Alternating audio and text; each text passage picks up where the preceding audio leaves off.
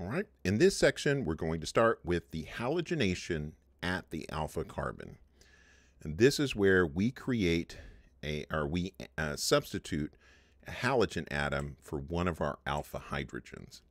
So if we have a aldehyde or ketone, we can deprotonate or protonate. There's two ways to do it. We can do it acid or base. And we can replace that hydrogen with a halogen. So there is an acid mechanism and a base mechanism. I am going to show you both, and I'm going to also show you that there are some key differences between the acid and the base mechanism. So we can replace that hydrogen with a halogen. The halogen can be either chlorine, bromine, or iodine. If you're thinking of doing this with fluorine, don't. All right, the mechanisms of halogenation between acid and base are different, and they can even give slightly different results, which I'll explain in a minute. But they for the acid, they involve enol intermediates, and for the base, they involve enolate intermediates. Either way, we get the same reaction where we get substitution, or at least almost the same reaction. So let's look at the acid-catalyzed halogenation. So in the first step with acid-catalyzed, if you're acid-catalyzing anything, first step should always be protonation. So we're going to protonate our carbonyl. In this case, we can use a not very strong acid. We can use just a carboxylic acid to protonate that. And then we can deprotonate the alpha carbon to give us our enol. That enol is now going to be reactive enough to react with Br2. The bromine will act as an electrophile, and this bromine will act as a leaving group. This is the same kind of reactivity we saw back when we looked at bridged bromonium and bridged chloronium ions way back in chapter, that was a long time ago. I don't remember what chapter it was, but it was when we were doing addition reaction. I think it was chapter 8. No, it's chapter 9. Chapter 9. All right. So we react. We'll get the bromide ion. The bromide will come along, deprotonate, and we will get an alpha halogen. All right. So we'll get the alpha halogen product. All right. So that's our acid catalyzed mechanism. So now for our base catalyzed mechanism, and you'll notice that I changed the word base catalyzed to base promoted. See if you can figure out why. The mechanism in base has two distinct steps. One, our base comes along and deprotonates the alpha carbon. When it deprotonates it, we'll get water, and then that will give us an enolate. All right. So we'll deprotonate and form the enolate. That enolate can then react with a bromine, because the bromine can act electrophilic. We'll get bromide as a leaving group. And then when we do that, we're going to get bromide here, and we get the substitution. Now, the reason that we refer to this as not base catalyzed but base promoted is that base is consumed in the course of this reaction. You'll notice that we don't regenerate base over here because this bromide is not strong enough to deprotonate the water to give us the hydroxide back. We're not going to regenerate. The base. So we need to have a stoichiometric quantity of base if we want this to work. Now, there's one thing that's kind of interesting that happens when you do this reaction in base, and that interesting thing has to do with this structure. Because our first step involves deprotonating, that means that we're going to deprotonate here where there's already a halogen. Well, that makes that alpha hydrogen there more reactive than the one we started with. So we can do multiple halogenations. Now to do this, we're going to need excess hydroxide and excess halogen, but if you just put in excess of each, you can get the halogenation to occur more than once. As I mentioned, this hydrogen that is adjacent, or that's on the same carbon with the bromine, is more acidic than our original alpha hydrogen. And the reason for that, if we look at the conjugate base of this, that conjugate base has this negative charge, and that negative charge is somewhat stabilized by the electron withdrawing group, the bromine. Same thing happens with chlorine and iodine. We get that reaction, and we will get di-substituted product. If you have a methyl here, you can get tri-substituted, and then something cool happens, and I'll show that to you. So we're going to look at what's called the haloform reaction. So if we get halogenation of a methyl ketone is where we have a methyl group that's directly connected to the carbonyl that's in a ketone. If we treat with excess halogen, and again, this can be chlorine, bromine, or iodine. If we treat it with excess halogen and plenty of hydroxide, because remember, it's consumed in the course of the reaction, we can actually do oxidative cleavage of this carbon-carbon bond to give a carboxylate anion. Now, the reason I call it oxidative cleavage is because we're breaking this carbon-carbon bond and replacing it with a carbon-oxygen bond. So we're oxidizing the carbonyl carbon to a carboxylate. This is actually pretty cool for two reasons. It gives us a way to convert a methyl ketone into a carboxylate. I have not shown you a way to do that so far. And this you could convert into a carboxylic acid just by protonating it. So there's all kinds of options there. The other thing is it gives you a way to test for methyl ketones. And so there is something that's called the iodoform test. And the iodoform test is where you take your methyl ketone or something you think might be a methyl ketone, and you react with excess iodine and hydroxide, and you form the iodoform. What makes this a test that you can do is that iodoform has a very distinctive yellow color to it. And so if you can produce that yellow color doing this reaction, that is a positive test. It should be a precipitate in the form of the reaction, but you'll get this iodoform. Pretty cool reaction. Let's look at the mechanism. The mechanism has 5 steps, but 2 of them we have to repeat. We have to do 3 times. So it's really more like, say 5 plus 2 plus 2, 9 steps. But we're just going to call it 5 steps. First step, deprotonation of the alpha carbon. When we deprotonate that alpha carbon, we will react that with iodine to form this. So to form this alpha iodized carbonyl. Well, we're going to do that 2 more times to replace these other 2 hydrogens. So we'll replace one, we'll replace the other. So after we've done that, we will have 1, 2, 3, 4, 5, 6. We'll have done 6 steps instead of just 2. But you get the idea. So we'll react with the iodine. And then once we get that, we're going to have another hydroxide that comes in and attacks this carbonyl as a nucleophile. When it attacks that carbonyl, we will get our ever so common tetrahedral intermediate that we have seen multiple times. And most of the time we were at this point and we had to decide, is this an addition reaction or is it a substitution reaction? And if we had carbons attached, it was going to be an addition reaction.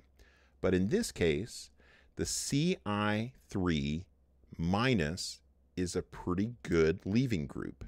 So the triiodocarbon anion here is going to be a pretty good leaving group. And since that's a pretty good leaving group, it will leave, and we actually do substitution instead of addition. All right, that base will come along and deprotonate the carboxylic acid that we just formed because of this, and we will get this carboxylate. So we'll get that carboxylate. So that's the mechanism. I wanted to show you how this was possible. Now, for my students, I'm not necessarily going to put this on a test, although it's pretty cool. But the most important thing is I want you to understand how it is that we break that carbon. What's the key? And the key is that by iodizing this 3 times, or you can do it with chlorine or bromine, by doing this 3 times, we turn that carbon into a good leaving group. That's the key to this whole thing. All right, let's look at a summary of the possible reactions. We can do halogenation and acid. That'll give us monosubstitution. We won't get the di-substituted or tri-substituted. We can also do base, and if possible, we can get polysubstitution, so we can get di-substitution if we have like an ethyl group or something like that. But also, if we have a methyl ketone, then we use excess halogen and excess base, we can do the oxidative cleavage in the form of the iodoform reaction or the haloform reaction. And so this acts as a leaving group, and that gets hydrolyzed. Again, oxidative cleavage because we oxidize that carbon, and we will result in this. So we want to be able to distinguish those reactions and know when each of those is going to happen. So here it says draw the products of each. Assume there's excess halogen and also excess base because base is consumed in this reaction. On this one, we've got two carbons that are alpha carbons. However, only one of those alpha carbons has hydrogens on it. So we're only going to get substitution there.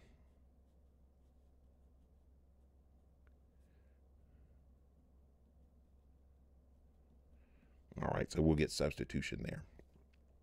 With this one, we have iodine. We have two alpha carbons, and they both have hydrogen. So we're going to get substitution of 4 hydrogens with iodine. So an iodine there, there, there, and there. All right, and then with this last one, this is a methyl ketone. We won't affect this other one because that's a quaternary carbon. There's no hydrogens there. But here, that's a methyl ketone, so we could get the haloform reaction to occur. And so when we do that, we're going to form the carboxylate salt. All right, the carboxylate salt plus the HCI3. All right, so the HCI3, and that is iodoform.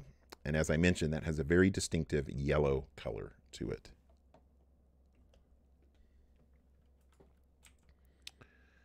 It is possible, once you've created an alpha halo carbonyl compound, to do an elimination.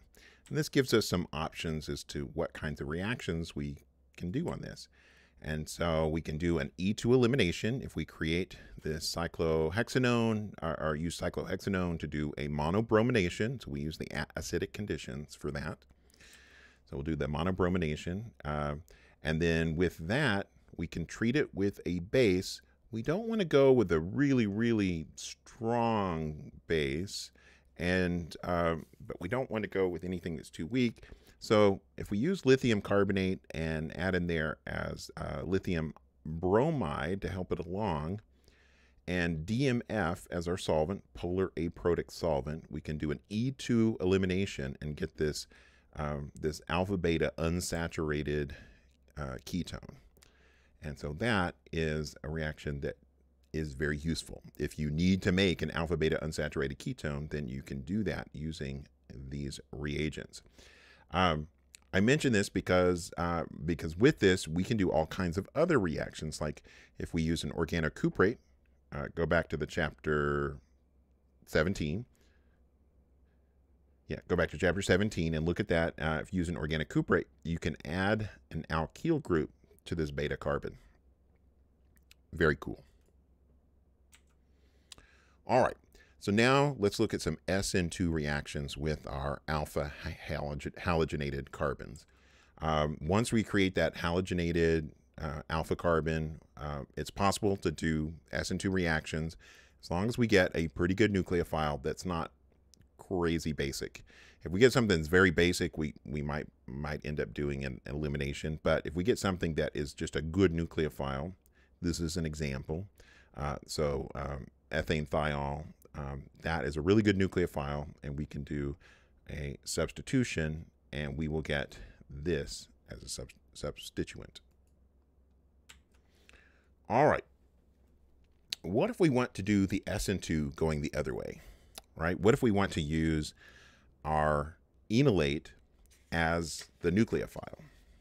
Well, we can do that. In fact, that's like a main focus of this chapter. So if we treat an aldehyde or ketone with a base, we can get our enolate, and the enolate is a pretty good nucleophile. If we use a primary or methyl alkyl halide, we can do an SN2 reaction on that, and we will alkylate at that alpha carbon. And that is, like I said, an incredibly useful reaction to be able to do. Let's look at a couple of specific examples.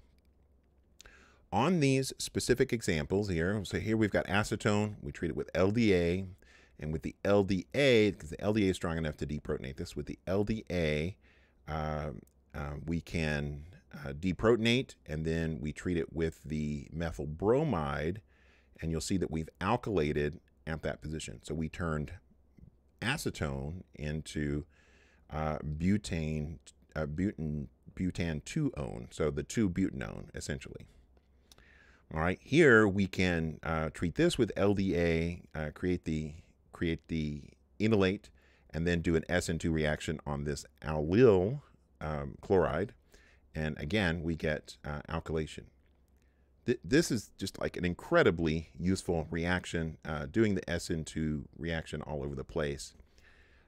Usually the way you would do it is you would add the LDA to form your enolate, and then you would add this once that's formed, and you would get this. You probably wouldn't throw it all in at once. You'd probably add this, get the reaction, and then add this. All right, so there are other LDA, or there are other enolate direct alkylations that we can do. We can do the ester enolates in addition to aldehydes and ketones.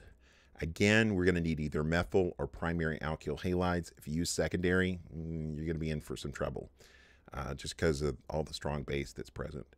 But with the LDA, we deprotonate, get the enolate of this ester, and then we could do the alkylation of that, and so we can extend the carbon chain on that ester.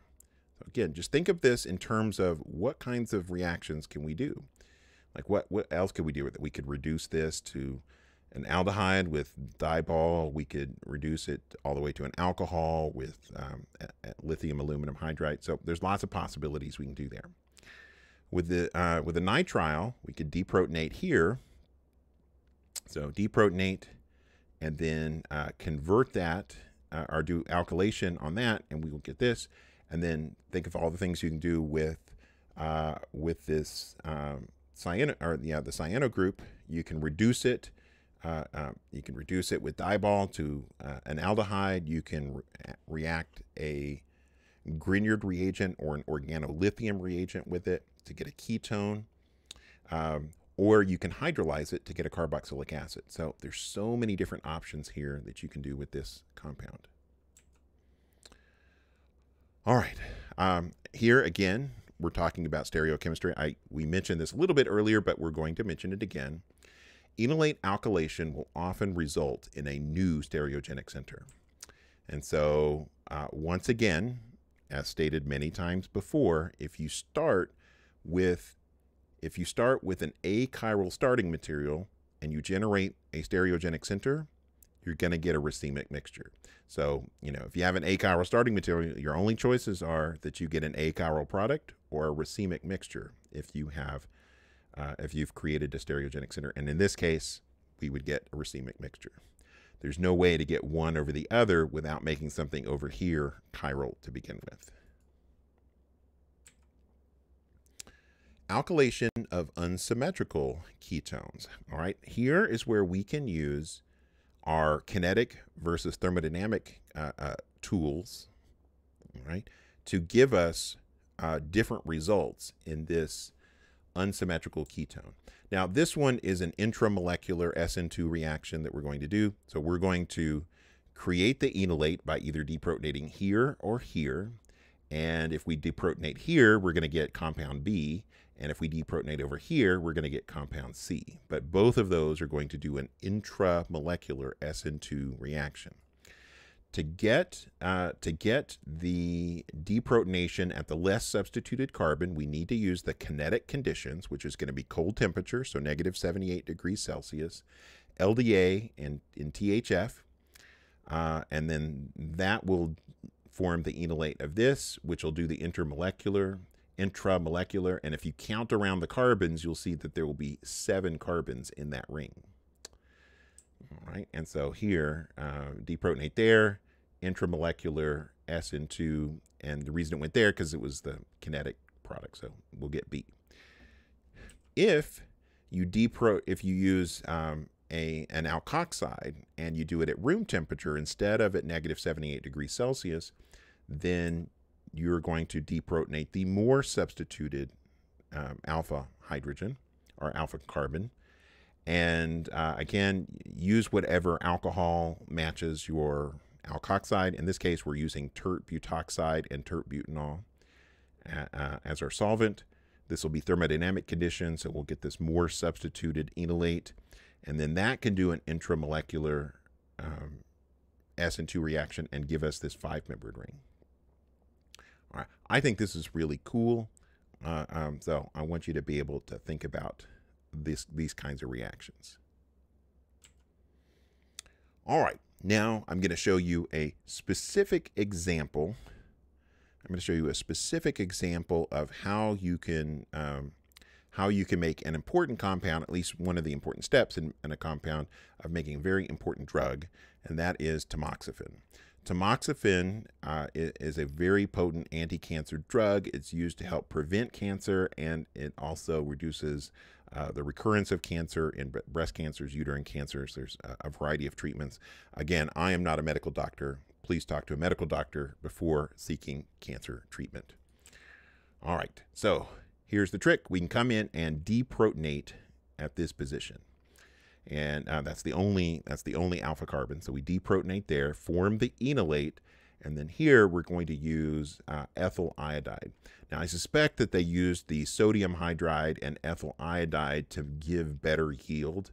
And if you're starting off with a big molecule that you've spent lots of time on, you're probably going to do whatever reaction gives you the best yield.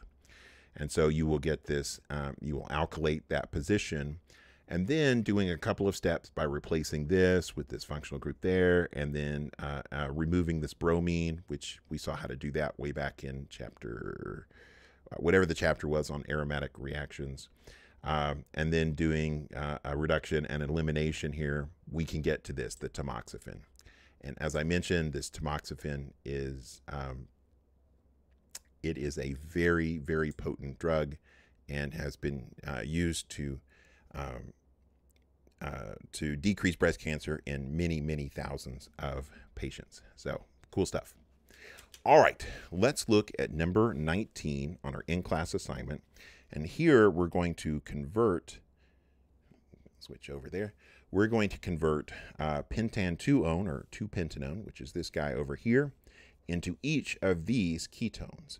So you can see what we're doing is that we're substituting, we're doing substitution reactions on these to get these particular reactions. So the way that we're going to do this, is we're going to use a combination of either LDA, THF, and then using SN2 reactions with an alkyl halide, or we can also use potassium tert butoxide to do the same thing. I did not leave a lot of room, and so I'm going to kind of draw small here, and we're going to start with this 2-butanone or the pentan-2-one, and I'm just going to call this, let's just call it D as our starting material. So with D as our starting material, all right, we can do, we can treat this with step 1, LDA in THF. That will deprotonate this compound at position 1. And I'll go ahead and label these. So 1, 2, 3, 4, 5.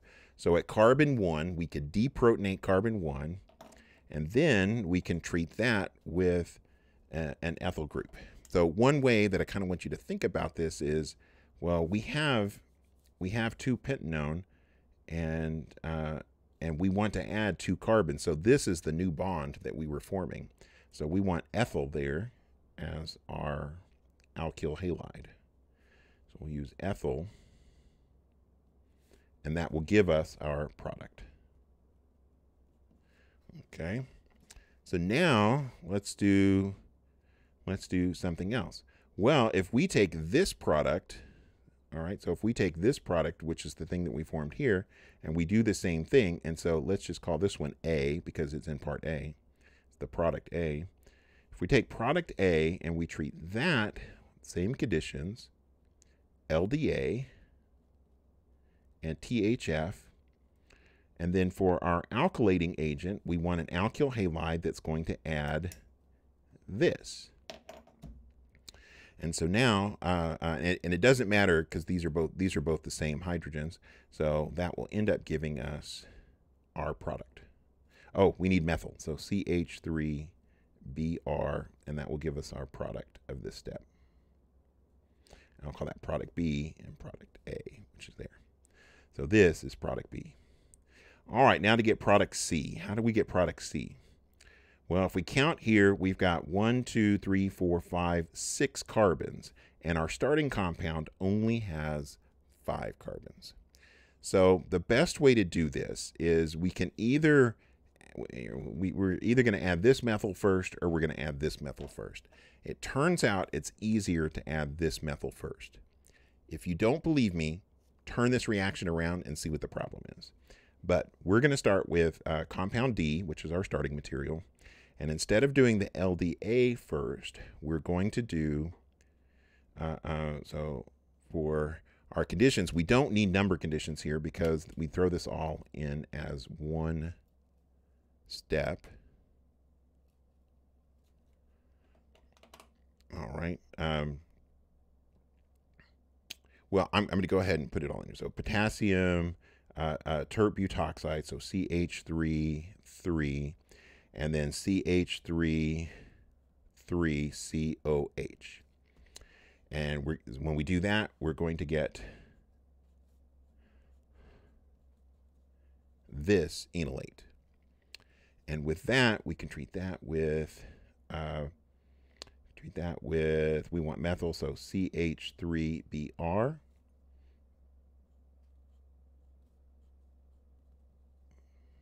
And we'll get that. And then if we treat that with LDA, because this is now the less substituted carbon, so we'll treat that with LDA and THF, and add the CH3Br, you will get alkylation here, and that will give you product C. So product C will be your product there. All right, if you switched it around, if you did this one first, then you would have two of the same kind of hydrogens. So you'd have two of those secondary hydrogens, and so you wouldn't get good selectivity to put the alkyl group over here. Again, turn it around and you'll see what the problem is. If you don't see what the problem is, drop me a line. I'll explain it.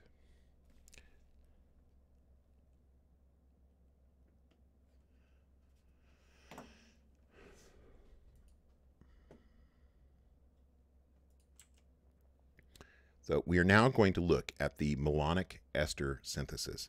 This is a really cool reaction. So the Malonic Ester Synthesis is a way of, well, let me just show you. So it prepares carboxylic acids, and the carboxylic acids can have two general structures. So the carboxylic acid structure is going to be essentially acetic acid that has alkyl groups on it. And so you can have substituted acetic acids essentially. But you're going to start with this. All right. And I really like this reaction. I also like the next one, which is the acetoacetic ester synthesis. But we'll start with the Malonic Ester Synthesis first. So what we're going to do is we're going to look for, when we have a thing that we're trying to make, we're going to look for this functional group, which is acetic acid and alkyl groups. And the alkyl groups are things that we're going to add. This, the carboxy group here is going to come from the diethyl malonate, which is our starting material. And we're going to include this carbon and this carboxylate with the ethyl on there, those are going to end up being the carboxy groups that end up over here. All right, technically this oxygen is lost when we form ethanol, but another oxygen comes along and replaces it. So, all right, so let's look at how we use this. So first of all, malonic ester synthesis, it takes advantage of these two features. The first feature is that diethyl malonate, which is this compound, is very easily deprotonated. Since this is a diester, the pKa for this is going to be about 13, but 13 is very easy to deprotonate. So we can do alkylations on that carbon. The other thing is that we can hydrolyze this ester to form carboxylic acids. And so if we hydrolyze this ester to form the malonic acid, we'll get this. And if we do that at high temperature, if we take that malonic acid at high temperature, we turn it around and actually redraw it so that we have the hydrogen sticking out here, we can get an interesting reaction to occur where we're going to break this carbon-carbon bond and form carbon dioxide and this enol, and the enol will rearrange to give us this carboxylic acid. So we very quickly will get a carboxylic acid. All right. And again, all we have to do is in the presence of acid, or in the presence of heat, we take this diacid and heat it up, and we're going to get this carboxylic acid. But first, we need to add stuff to this carbonyl. So we're going to add stuff first before we do all this other stuff. So let's give it a look here.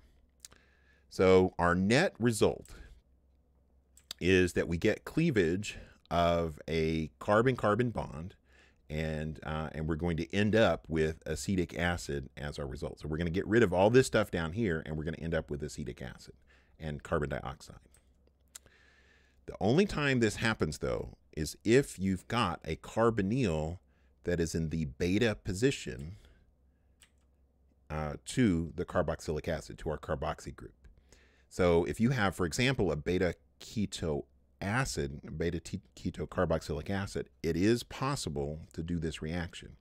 So you could decarboxylate this because it's alpha. If there's an extra carbon in here, it's not going to work.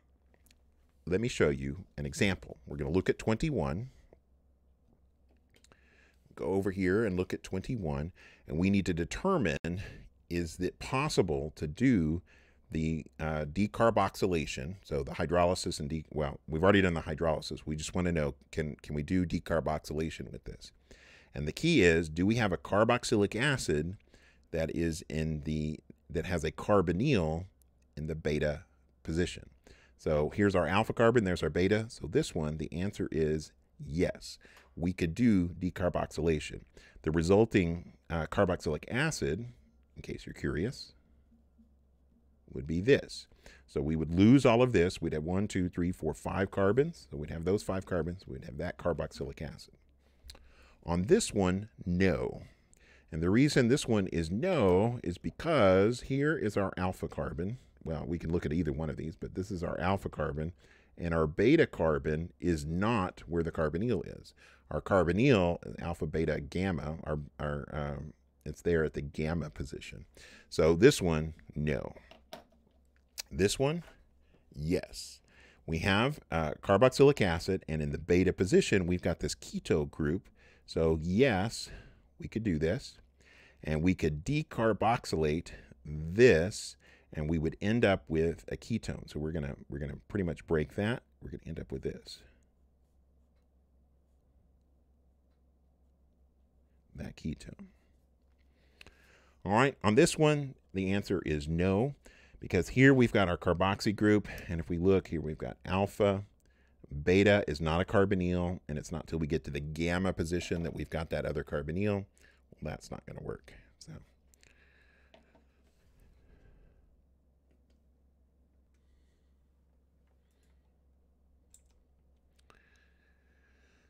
All right, so we want to look at what kind of pathway do we have when we're doing the malonic ester synthesis. What is it that we need to keep in mind? Well, the first step is that when we're doing this, if we're going to add alkyl groups To do that, we need to do deprotonation of that acidic hydrogen that's between the two carbonyls. When we do that deprotonation, that's going to give us an enolate, and that enolate can in turn react with an alkyl halide. Again, this is an SN2 reaction, so we're limited to mostly methyl and primary alkyl halides if we want this to work effectively. Once we get that, then we can do the combination hydrolysis and decarboxylation. Usually you do this all at once. You heat it up in the presence of aqueous acid, and you will get your carboxylic acid with an R group attached. So it's a little acetic acid with an R group attached. All right, so here is an example of a malonic ester synthesis. So here we're making the compound butanoic acid. And so if we look what it is we're trying to make this new bond, and this is the acetic acid we have, and then we have this, we're adding an ethyl group to it. So we're going to take the diethyl malonate. We'll treat the diethyl malonate with sodium ethoxide. We like to choose sodium ethoxide here because if we choose any other alkoxide, it potentially could come in and replace the ethoxides that are on our malonate.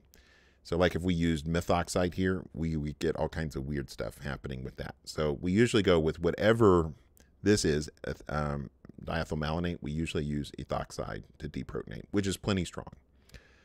And then we use this ethyl bromide to alkylate at this position, and then we do hydrolysis to hydrolysis and decarboxylation to give us our product.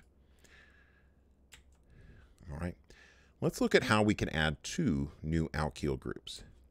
So if we wanted to do this with two steps, right? So here we could take our diethyl malonate, sodium ethoxide to deprotonate, and then alkylate with this ethyl group.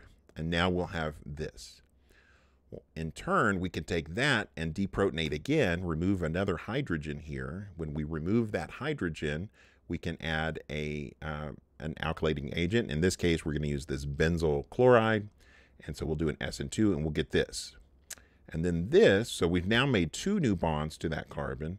And this we can then hydrolyze and decarboxylate, and it would give us two substituents added to our acetic acid.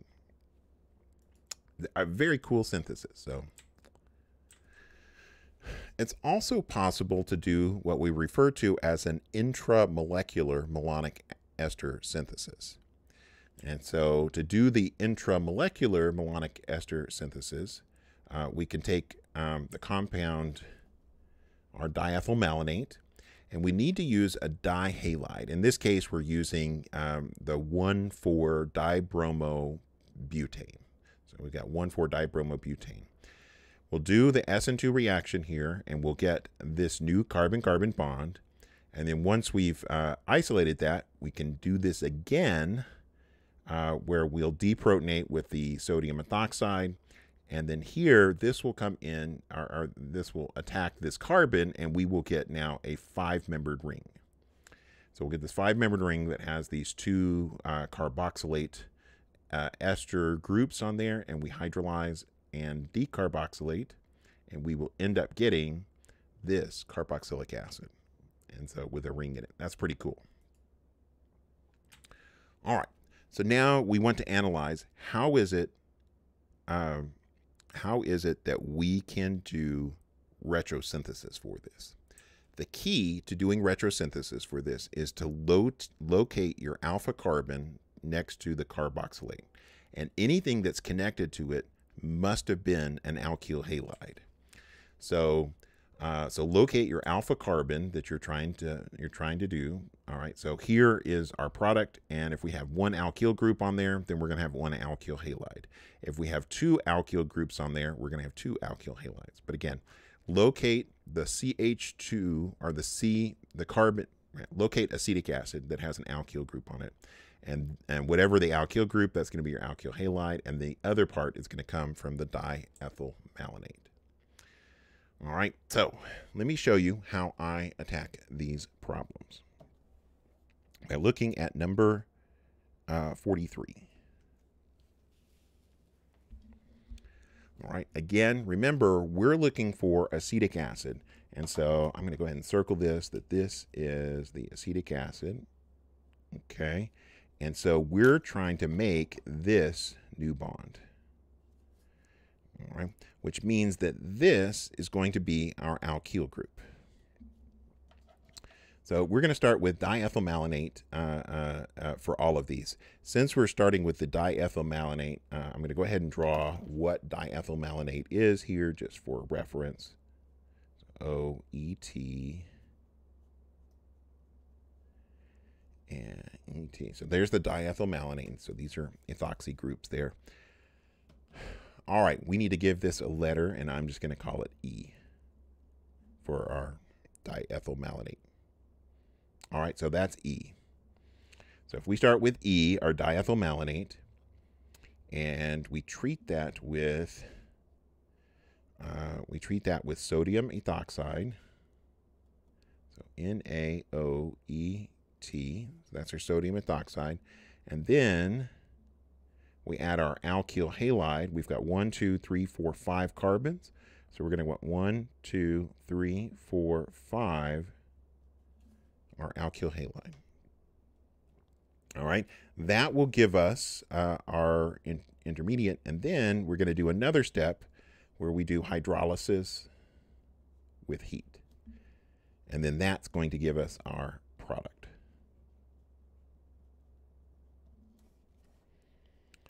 All right, so now let's do this again. So we'll start with our diethyl malonate. Oh, let's come over here and find what it is that we attached. So we'll identify our acetic acid, which is this whole thing. And then that means that the new bonds that we were forming are going to be this one. I'll do this in red. So it'll be this bond and that bond. So that means our two alkyl groups need to be methyl group, and 1, 2, 3, 4, 5, 6. It's this hexyl group with a methyl down at carbon 5. I'm not sure what that's called, but well, I mean, we could call it with 6. It'd be 1 bromo 5 methyl hexane. There you go. All right, so first step, sodium ethoxide. All right, step 2, and it doesn't particularly matter which one we do first. I'm going to do the smaller one first, but CH3Br. And then that's going to give us where we've alkylated our diethyl malonate with methyl at this position. The next, we're going to do the same thing. We're going to use sodium ethoxide. But now we're going to use a different alkyl halide. And this different alkyl halide is going to have 7 carbons total. 1, 2, 3, 4, 5, 6 bromide and a methyl here. All right, and then that's going to have now a methyl and that big hexyl with a methyl on it on this carbon. And so now we're going to do our final step, which is hydrolysis with heat, and that will give us product B. All right, let's do the same analysis again. So here we've got our acetic acid. So there's our carboxy group with a carbon attached. And that means that the two things we need to attach are going to be this and this. So we're going to have to do this 2 times. So we're going to start with E. I'm going to give myself a little more space here. So we're going to start with E and treat that with NaOET. And our second thing, I'm going to choose this one first. So it's a phenyl ethyl bromide. So it'll be this.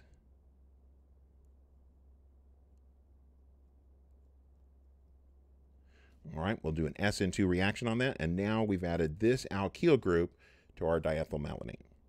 Next, we're going to do the same thing, but with a different reagent, or a different alkyl halide. So NaOET, and then we'll add this group. All right, so this group is going to be, it's this acetal. All right, so we've got this acetal, and then there's 2 carbons there, and then the bromine. All right, here's where the tricky part of this gets. And this is the solution that I got from the textbook. And it works, except for this is also the conditions for deprotecting an acetal. So you might get your aldehyde back. But when you do that, you should get product C, and I'm just going to put a maybe. And the reason I'm putting a maybe there is because when you do this hydrolysis, you might also be deprotecting your acetal. You probably are.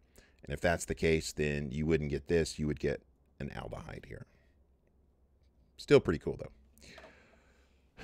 All right, let's go back to our presentation. We are getting close to finishing this chapter. And we're going to look at the aceto-acetic ester synthesis. So the aceto-acetic ester synthesis. It's very similar to the malonic ester synthesis. The difference is instead of making an acetic acid derivative, we're making a ketone derivative, an acetone derivative to be specific. So the aceto-acetic ester, this is ethyl acetoacetate. All right, so this is ethyl acetoacetate. We have an aceto group on an acetate. That's why we call it acetoacetate. And then there's the ethyl. So ethyl acetoacetate.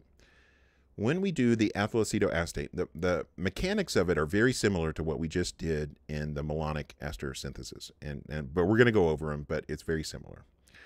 But when we heat it up and hydrolyze this ester and then decarboxylate, we're going to decarboxylate this, and we'll be left with these 3 carbons, essentially acetone, and that means we could have put alkyl groups on these. All right. So because it's a keto ester, the final product is a ketone, not a carboxylic acid. So because this is not an ester, we get this ketone. So we're going to keep all 3 of these carbons intact. All right, so let's look at the process. First step, deprotonation. So we're going to deprotonate. This is just like what we did with the malonic ester synthesis. We deprotonate that in between carbon, the alpha carbon, and we create an enolate. We do an alkylation with that enolate. Again, just pick the alkyl halide that you're looking for.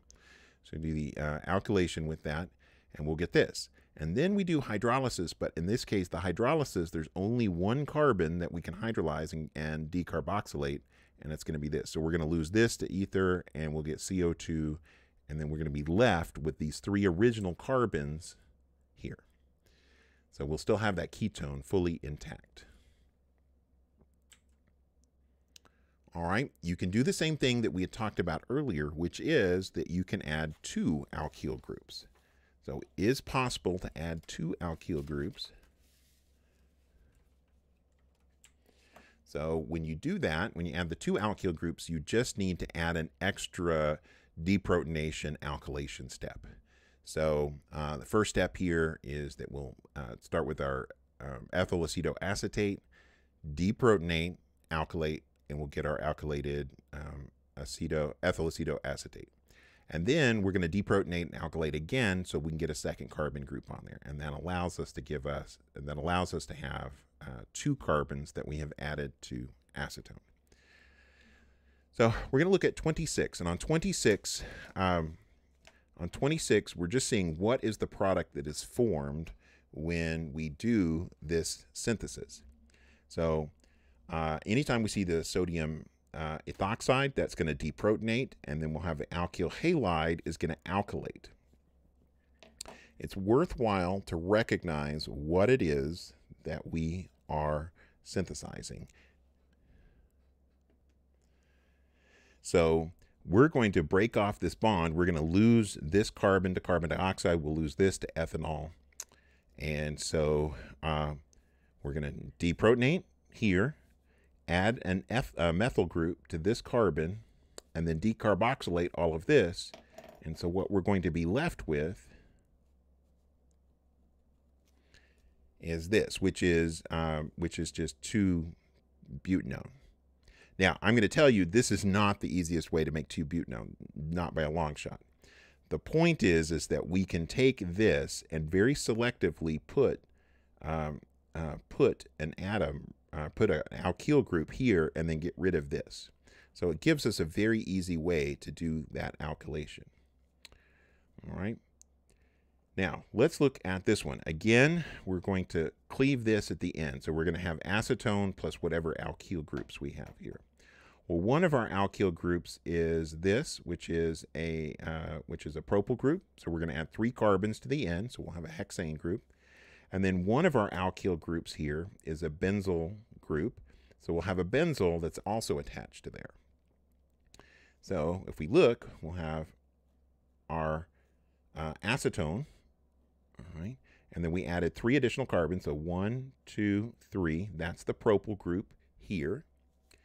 And then here, we added a benzyl group. And so this will be the product of that. So you can see by building this up, we can get some fairly complicated products just by doing this synthesis.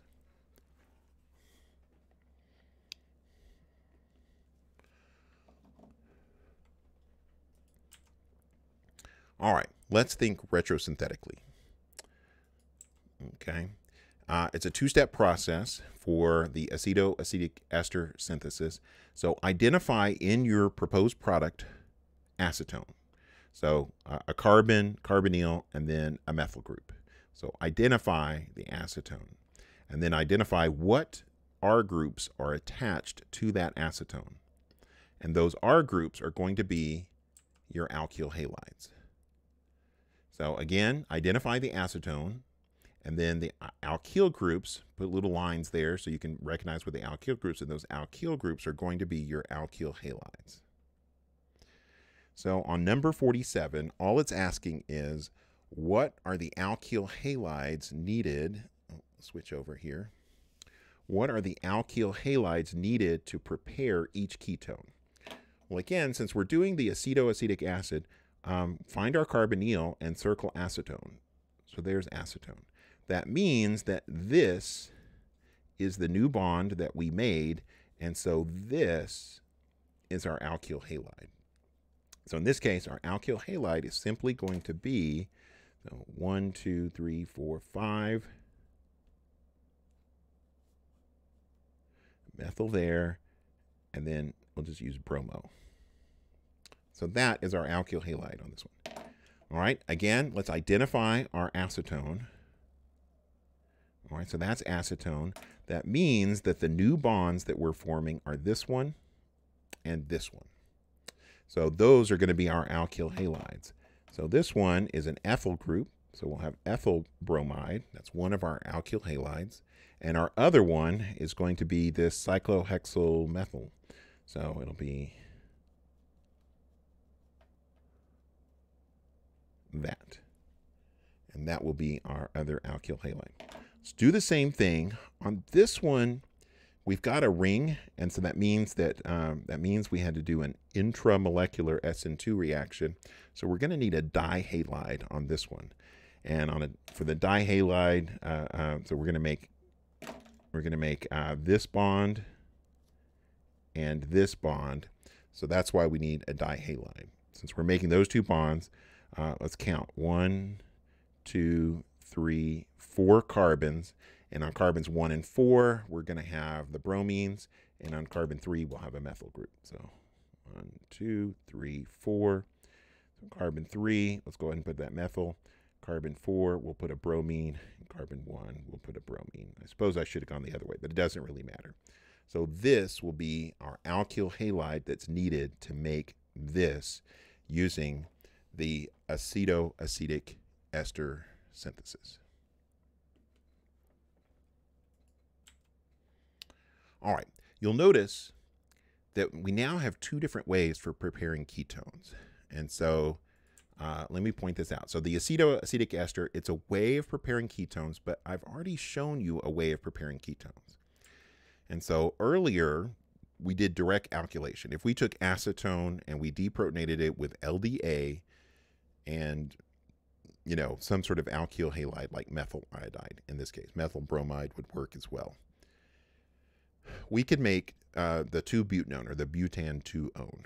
So we could make that molecule directly. When we did it with the acetoacetic ester synthesis, all right, when we did it with that way, we had to deprotonate and then alkylate, so same steps there, but then we had to take this and do a hydrolysis and decarboxylation to get the same ketone. And you might be thinking, well, all right, this is a 1-step reaction and this is a 2-step reaction. Wouldn't we do the 1-step reaction? Not necessarily, not necessarily. And the reason for that is that LDA is a fairly expensive reagent. And it's also one that's a little bit more challenging to work with. For example, I would not work with this. I wouldn't use LDA in a undergraduate organic lab. But I would definitely use sodium ethoxide, no problem. The LDA would be a little more dangerous to work with. Not impossible, but it increases the risk of having some sort of accident or starting a fire. Whereas the sodium ethoxide, the risk would be pretty low. So if I were trying to do the acetoacetic ester synthesis, I probably, if I were trying to make this ketone, I would probably avoid using LDA and go with this milder reaction. And when it comes to companies who do this, they're trying to not make a few milligrams or even 100 milligrams. They may be trying to make hundreds of grams or even kilograms of material. And if that's the case, then they're going to go with the long-term, what's the cheapest and also most effective, highest yielding process for doing this. And that might be to do the acetoacetic ester. It's always good to have more options when you're looking at potential synthetic pathways. So it's always good to have more options. All right, well, that is the end of chapter 21. And so stay tuned for chapter 22 coming up soon.